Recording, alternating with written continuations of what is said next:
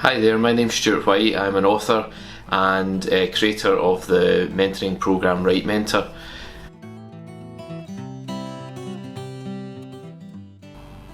The Hobbit was the first book that I really got into in terms of reading. I'd obviously read loads of books before that, but none that had really captured my imagination or my attention like the fantastical elements that you find in The Hobbit and the whole of the Middle-earth world, and that obviously then led me on to wanting to read Lord of the Rings. I remember having to save up my pocket money at the time to get that. I can't remember how many weeks it was I had to save up for, because the paperback edition of Lord of the Rings that I wanted was actually all 3 books or 3 sections of the book in one, so it was a huge thick paperback and it was quite expensive, so it took me a number of weeks to save up for that, and I really treasured it, and I still actually have that paperback edition, which I'll show you in a second, from all those years ago. It's a bit old and tattered now, but that really got me into reading at the time, and then it was actually what inspired me to write as well. Was I've read Lord of the Rings like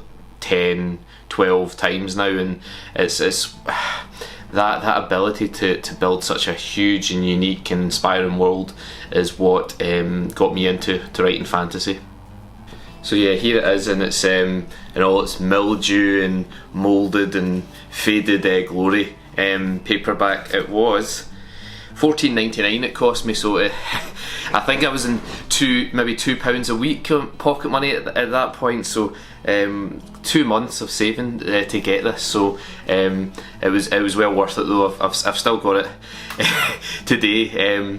How many years ago was that? It'd been 23 years ago or whatever it was that I bought this, so it's been a treasured book for me, and it was the first one that really got me into reading.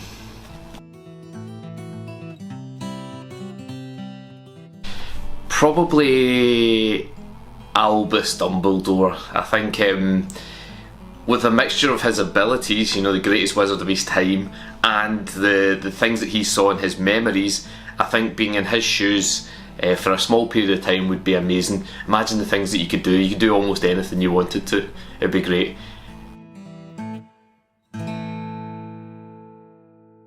Okay, I've gone for 3 authors which I tried to make the dynamics interesting, so it's not necessarily 3 authors that are my 3 favourite authors, but I just thought who'd be interesting at a dinner party. So I've gone with J.K. Rowling, Margaret Atwood and H.G. Wells, and the reason for it is just because I think the dynamics would be interesting. H.G. Wells he was actually a trained biologist before he went on to become an author of sci-fi, fantasy, speculative fiction, so he's got a lot in common with me, so there's a lot I'd want to ask him.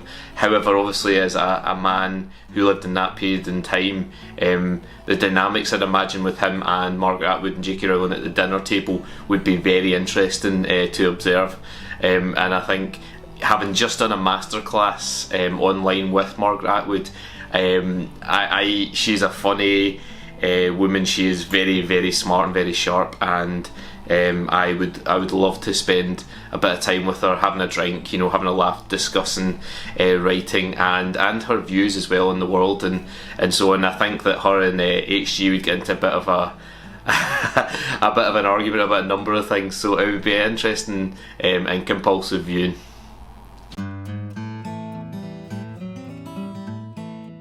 So my best advice for getting people to read is not trying to force things, but just to get people to read what they love. And a lot of people think that means like shoving books into people's hands or directing them to audio books or whatever it happens to be, but just whatever they want to read, encourage them to do it. I've got a friend who loves graphic novels. He hates novels. He hates reading magazines, newspaper, but he loves graphic novels. And my advice would always be to people to just read what you love.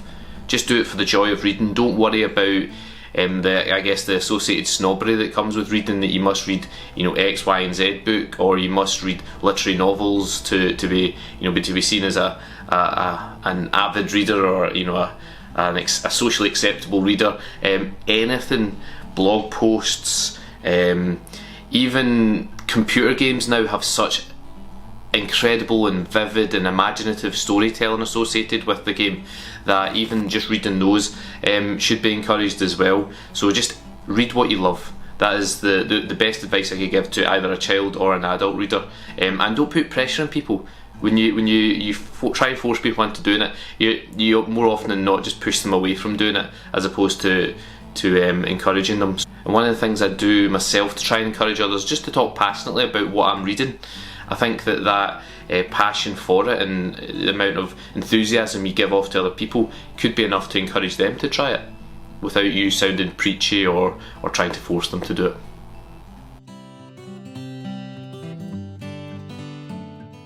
I'm really looking forward to doing our live chat as well, which is coming up on the 1st of November, so I'll speak to you all then. Thank you.